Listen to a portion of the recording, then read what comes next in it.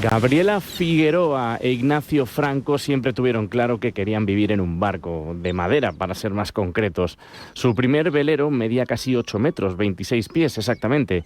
Y desde hace 4 años pasan sus mañanas, tardes, noches, quehaceres, responsabilidades, días surcando las aguas, explorando, navegando.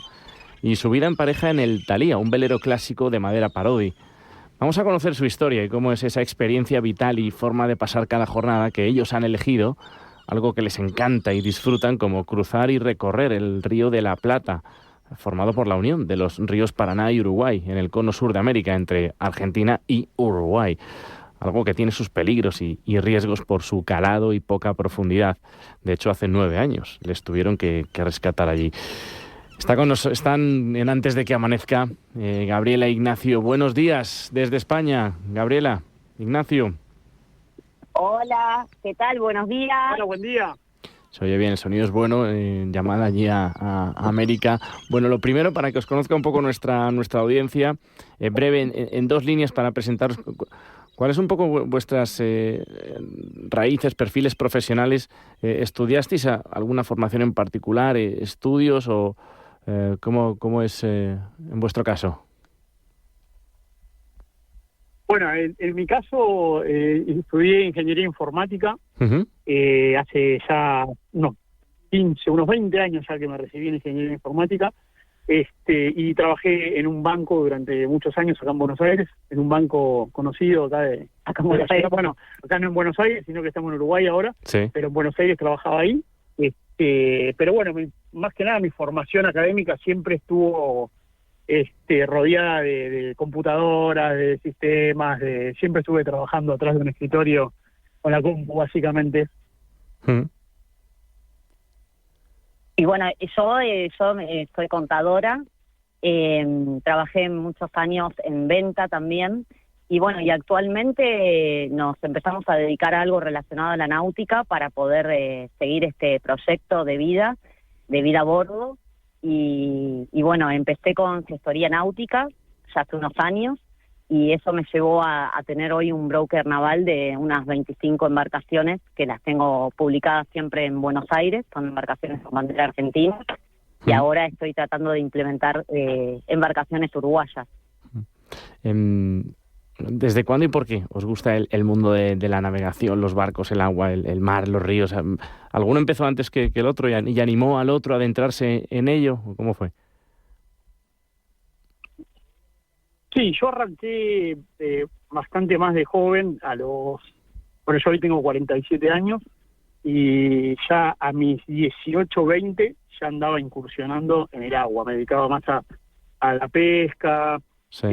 Ya había incursionado un poquito con los kayaks, había tenido un pequeño bote a remo, y ahí fui evolucionando despacito hasta que llegué a tener una pequeña lanchita, un casco pescador para andar por el río. Ahí en Buenos Aires el delta del Río de la Plata es muy lindo para recorrer, hay muy lindas especies para pescar y para descansar y como esparcimiento. Y a partir de ahí fui avanzando y probando distintas cosas en el agua, y ahí apareció Gaby, ahí la conocí, en ese interín la conocí a ella. Sí. Y bueno, y a partir de ahí seguimos incluso incursionando en otros deportes como el windsurf, hicimos kitesurf, y bueno, fuimos despacito, todo nos llevó hasta el velero, ¿no? Fue como una escalera que despacito fuimos subiendo hasta llegar a esta etapa actual, que es vivir a bordo del barco, ¿no?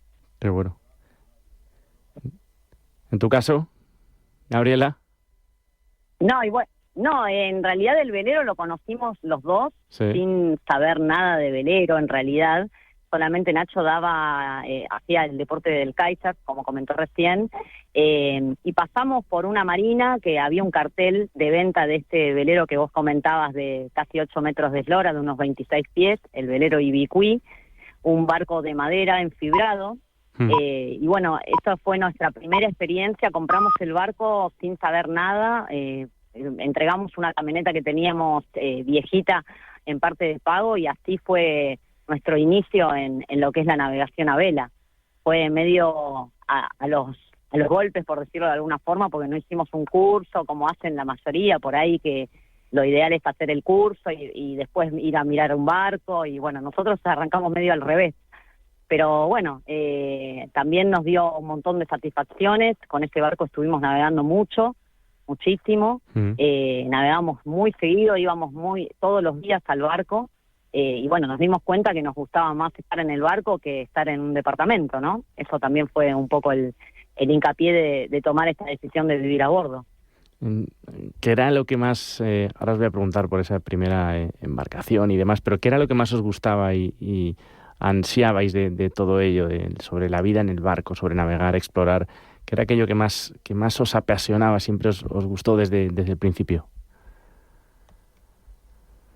Y un poco la idea de salir de la ciudad. Nosotros vivíamos en una zona, en Buenos Aires, en lo que es la capital, que bueno, se vive con una verborragia de un ritmo de vida que es difícil estar tranquilo, ¿no? Poder estar relajado y disfrutar. Y en principio era solamente los fines de semana, ir al río y estar lejos de la civilización y aventurarse, porque el delta, tanto el delta como el río, si bien hay mucha gente navegando, es tan grande que se dispersan un montón las embarcaciones.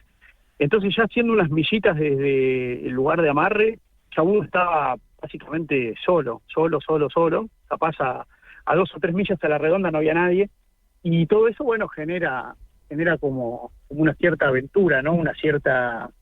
uno se pone un personaje un poco de descubrimiento, de estoy navegando, y estar en la naturaleza, que creo que es una de las cosas que se ha perdido mucho el contacto, ¿no? De estar en la naturaleza. Nosotros hoy, gracias a Dios, podemos estar todos los días acá.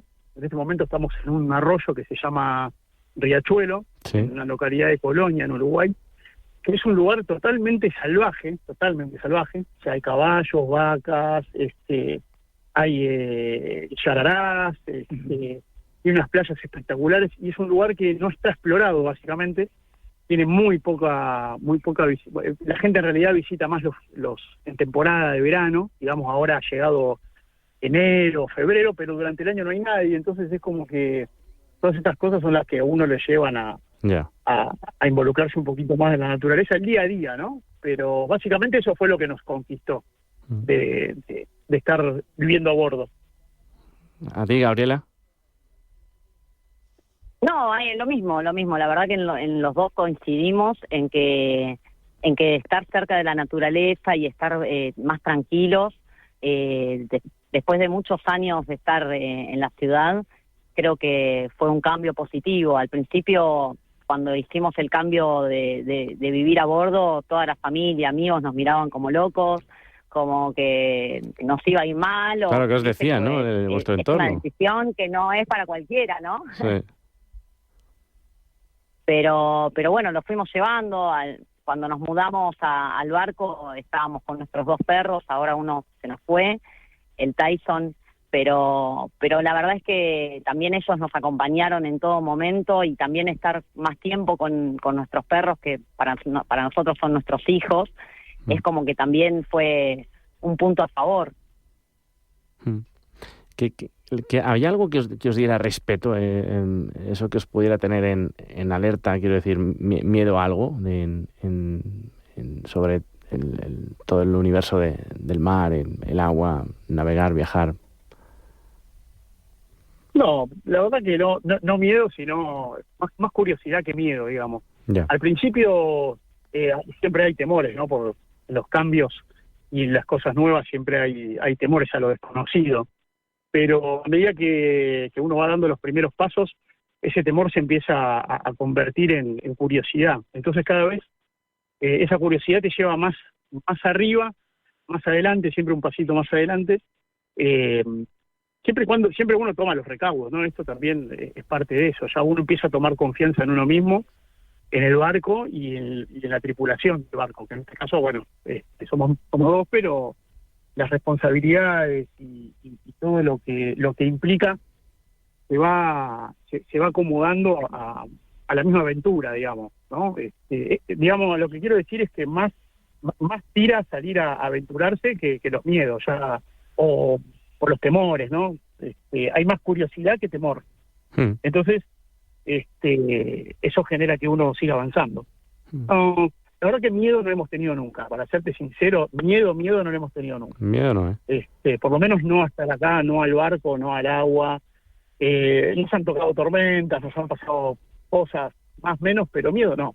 No. Más miedo le tengo a vivir en una ciudad. A ello sí le tengo más miedo porque ya hay cosas que no dependen de mí, básicamente, digamos. Me puede suceder algo por culpa de un tercero, y eso acá en el agua no pasa. Básicamente no hay terceros donde estamos hoy.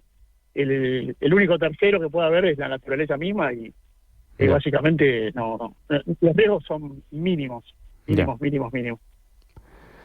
Hablábamos antes de vuestro primer velero que medía casi 8 metros, 26 pies. ¿Qué recordáis de esa embarcación? ¿Cómo fue un poco su adquisición? Antes lo hemos comentado un poco de pasada sobre esa casa flotante que ya tenéis y en qué momento, ¿no?, decís de que esta tiene que ser nuestro hogar y nuestra forma esa forma de vida que decidisteis.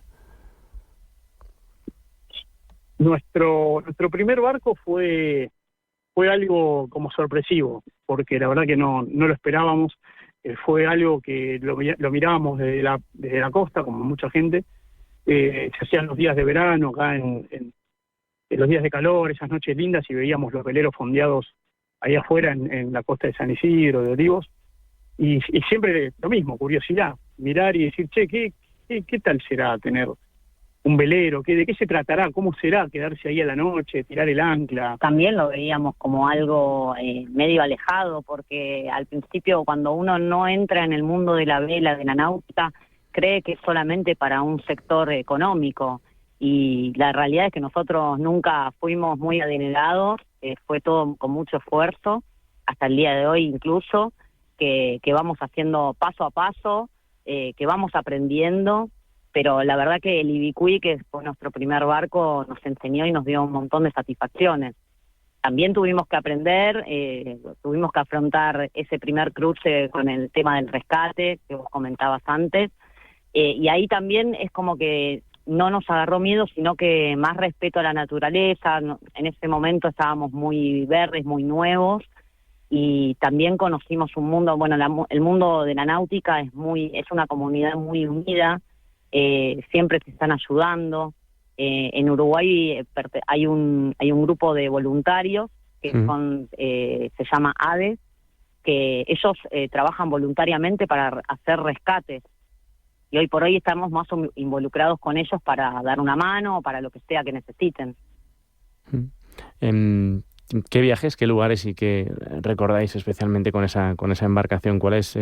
Si tenéis alguna anécdota, bueno, también que ahora vamos a repasar, alguna anécdota inolvidable con ese barco. Ese primer barco fue como algo muy, como te digo, fue como una sorpresa para nosotros, porque la verdad que no esperábamos tener la posibilidad de llegar a comprar un velero en ese momento, y de curiosidad, vamos de vuelta, viste, siempre la curiosidad te lleva a esas cosas. De curiosidad vimos el letrero de venta de este barco que estaba muy cerquita de un lugar donde nosotros frecuentábamos. Sí. Llamamos por teléfono, nos atendió el dueño del barco en aquel momento, que es una persona muy simpática, nos cayó muy bien, y nos invitó a conocer el barco. Nosotros le comentamos que en ese momento no teníamos el poder adquisitivo para llegar a comprarlo, pero que nos insistió para que vayamos a conocer ese barco. Y entre una cosa y otra, bueno, conocimos el Ibicuí, los conocimos a él, charlamos, y como él tenía, siempre las personas tienen necesidades diferentes. Él justo necesitaba una pequeña camioneta, una van, para poder, era instructor de Kaiser, y quería dar clases en el mar, lejos de Buenos Aires, y estaba buscando alguna camionetita, alguna van, algo para poder moverse y llevar la escuela arriba de la camioneta. Y justo yo tenía una con la que trabajaba. Así que entre una cosa y otra, bueno, terminamos haciendo un mano a mano, con una diferencia y algunas cosas más. Hicimos un mano a mano entre la camioneta y el velero. Y sin más, entre un lunes y un viernes, estábamos arriba de un velero que nunca habíamos estado y no habíamos tenido ni idea de nada, básicamente. De nada. O sea, nos vio obligado a empezar a aprender muy rápido porque, claro, teníamos velero, de un día para el otro teníamos velero y no entendíamos nada, no teníamos ni idea de nada. Ya. Así que despacito, bueno, empezamos a aprender, empezamos a salir a navegar, un poquito cada vez más lejos, un poquito con más viento, un poquito con menos viento, y así aprendimos. Con ese barco nosotros tuvimos nuestro primer cruce del Río de la Plata. El cruce del Río de la Plata es bastante complicado, es un estuario que es bastante complejo en la navegación porque tiene bancos de arena, barcos hundidos, ola cruzada, tiene un microclima, es un lugar muy complejo para navegar. Y nuestro primer cruce, bueno, fue tremendo. Nosotros fue la tormenta perfecta. ¿Cómo fue aquello? Sí. Y fue un poco más de tomas de decisiones equivocadas. Que uno en la verborragia y la ansiedad de salir a navegar, siempre con buena fe, porque siempre uno tiene la buena fe de salir a aprender y disfrutar, nunca hace las cosas para suicidarse, básicamente.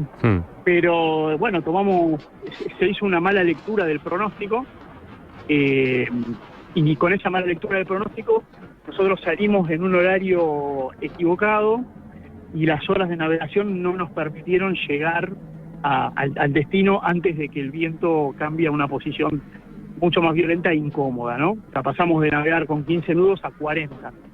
Entonces, el barco, yo siempre digo lo mismo, los barcos siempre llegan. Generalmente lo que no llegan son los tripulantes, porque la verdad que los barcos en sí parece que están dibujados, están diseñados para este tipo de eventos desafortunados, básicamente. Yeah. Pero, bueno, la hemos pasado mal, en su momento éramos 5 tripulantes en aquel momento, y nos jugó una pasada bastante fea el viento, rifamos las velas, rifamos el Genoa, rifamos la Mayor, se nos vino la Botavar arriba del copy, 3 de los tripulantes se descompusieron, otro tuvo un ataque de pánico. Vaya. Todo esto fue en un río que pasó de 15 nudos con ola de 1 metro a 40 nudos con ola de 3 metros. Sí, cambió. Lo que pasa es que el Río de la Plata es muy cambiante. Pensá que al mediodía estábamos todos comiendo con una calma de viento, comiendo fondeados, esperando que levante un poco el viento, y a las 5 de la tarde de ese mismo día estaba todo mal. Ya. Se transformó muy rápido. Es como la vida misma. ¿En qué punto para esto es audio, esto es radio, pero para que lo sepa un poco nuestra audiencia, en qué puntos os encontrabais, si podemos decir, a qué distancia estabais de la costa, si podíais tener alguna embarcación cerca que os pudiera ayudar, cómo fue esa situación, en qué situación geográfica os encontrabais, la anímica ya bien la habéis definido. El cruce del Río de la Plata, desde el punto donde nosotros habíamos salido, habíamos zarpado, hasta el punto que íbamos a arribar, que era en Colonia, del otro lado del charco, le decimos acá, son unas 28 millas aproximadamente de navegación.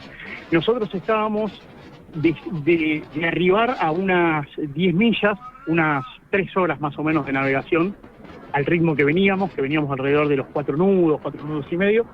Y esa distancia es casi, te diría, la mitad del Río de la Plata. Es uno de los lugares donde suele armarse bastante ola. Es un lugar donde empieza a cambiar la primera isobata de profundidad, y ya pasamos de 2 metros de profundidad, pasamos a 5 y 6. Vale. Entonces esa zona tiene características diferentes porque el lecho del río en ese lado es bastante distinto al que nosotros frecuentábamos navegar del lado argentino. La costa uruguaya, el lecho marino de la costa uruguaya es de mucho más piedra, de mucha más profundidad, y es bastante más complejo, digamos. En Buenos Aires podés vararte en un banco de arena sin riesgo. De este lado, una varadura implicaría tal vez un golpe en una piedra y un naufragio casi seguro. Nos agarró muy ahí en el medio.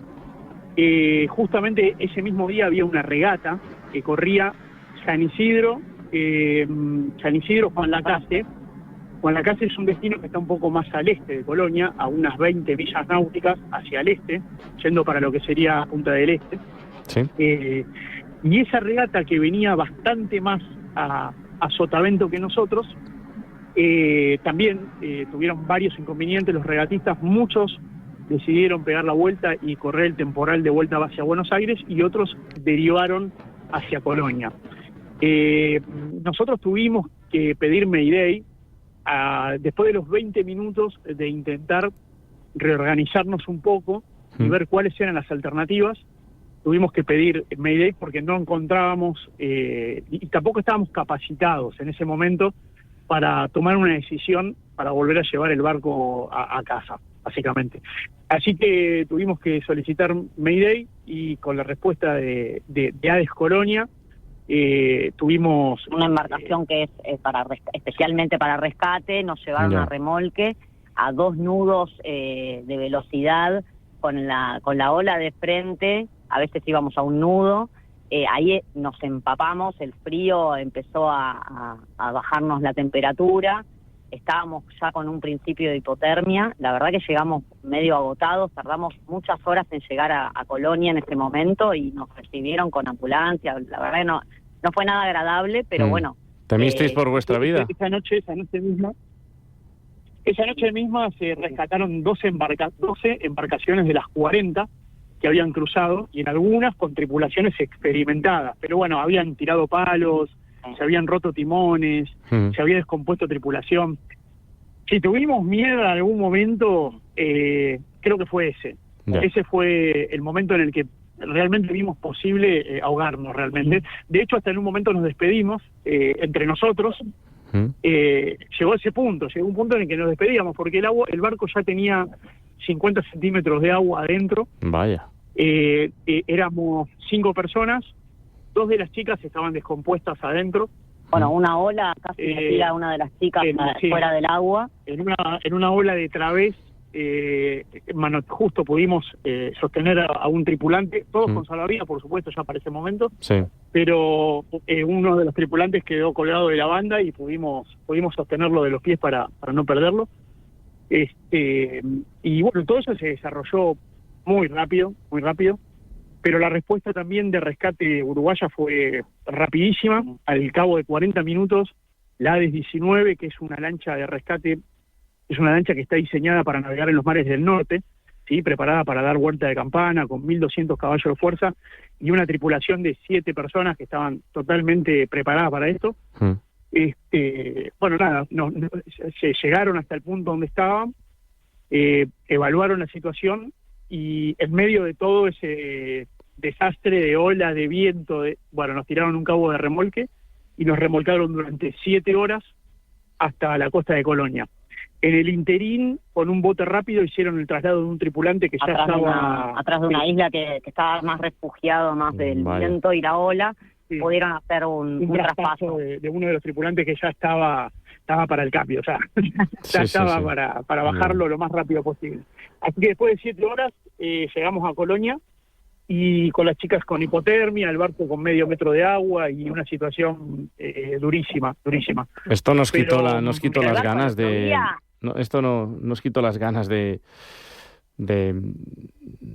hacer, de seguir en el barco, de navegar. No aumentó vuestro... ¿No? No, te diría que tiene más ventajas que las desventajas, y te puedo decir cuáles son.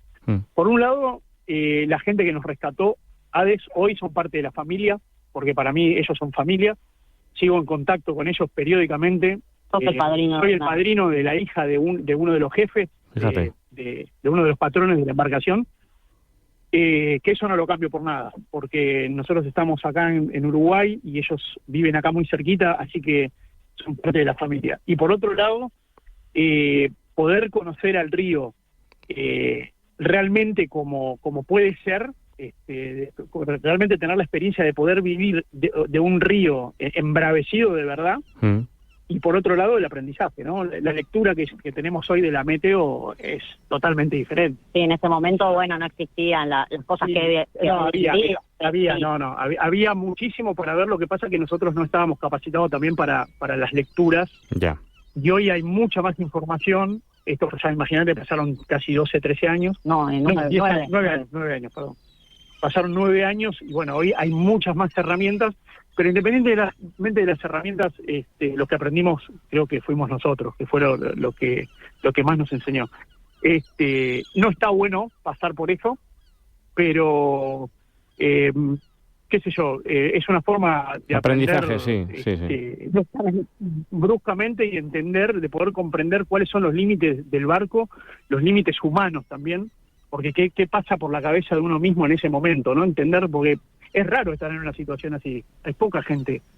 Entonces, poder estar en una situación así también te hace aprender un poquito de vos mismo, ver cuáles son tus límites y tus capacidades, ¿no? Porque por suerte ambos tuvimos serenidad, porque también había mucho caos, los otros tripulantes se habían descompuesto muy muy mal y teníamos que mantener nosotros como los dueños de la embarcación.